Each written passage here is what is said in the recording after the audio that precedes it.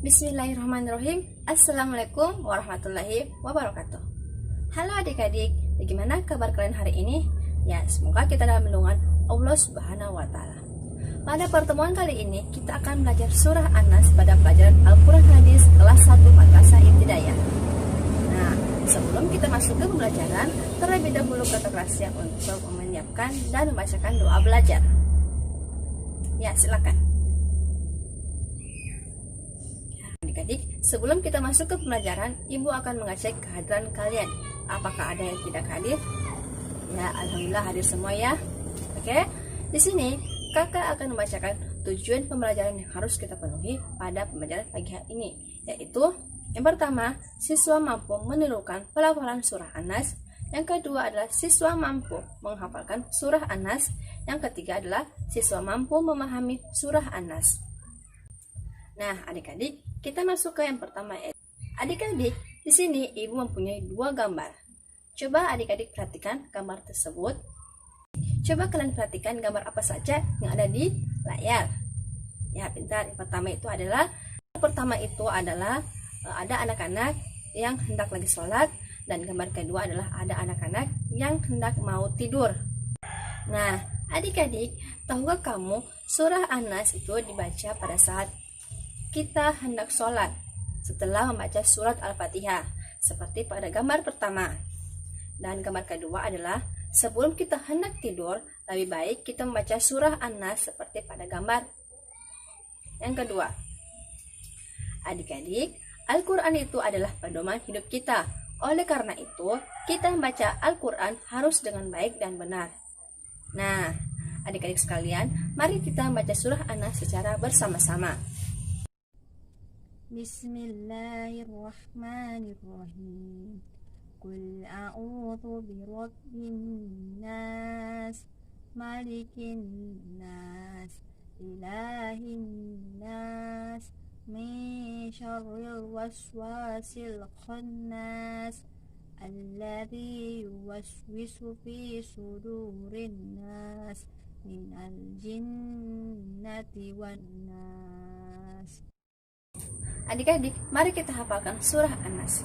Menghafal surah An-Nas itu sangat mudah dengan cara yang pertama, dengarkan dengan seksama. Yang kedua adalah pastikan bacaan yang benar. Yang ketiga, tirukan bacaan berulang kali minimal 1 ayat 3 kali. Mari kita praktekkan secara bersama-sama. Bismillahirrahmanirrahim. Ayat pertama, Qul a'udzu birabbin nas. Qul a'udzu birabbin nas. Sekali lagi, Qul a'udzu birabbin nas.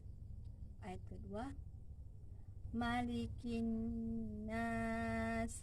Malikin nas. Sekali lagi, Malikin nas. Ayat ketiga, Ilahin nas. Ilahin nas. Ilahin nas. Ayat keempat, min syarril waswasil khannas. Min syarril waswasil khannas.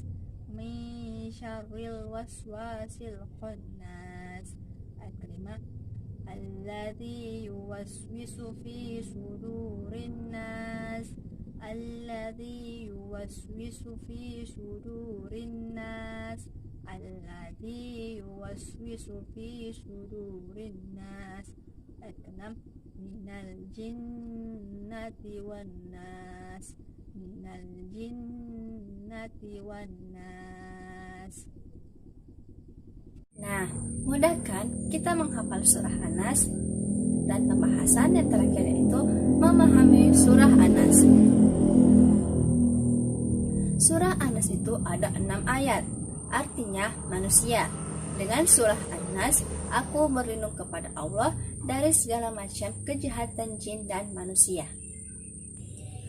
Surah An-Nas adalah surat terakhir dalam mushaf Al-Quran. Surah An-Nas ini merupakan surah penutup sekaligus menjadi surah ke-114. Sebelum surah Al-Falaq, yakni surat ke-113. Bersama dengan surah Al-Falaq, surah Anas disebut juga dengan sebagai surah Al-Muawwiyasatain sebab dua surat tersebut diturunkan secara bersama kepada Rasulullah Shallallahu Alaihi Wasallam. Surah Anas terdiri 6 ayat yang tergolong surat Makkiyah.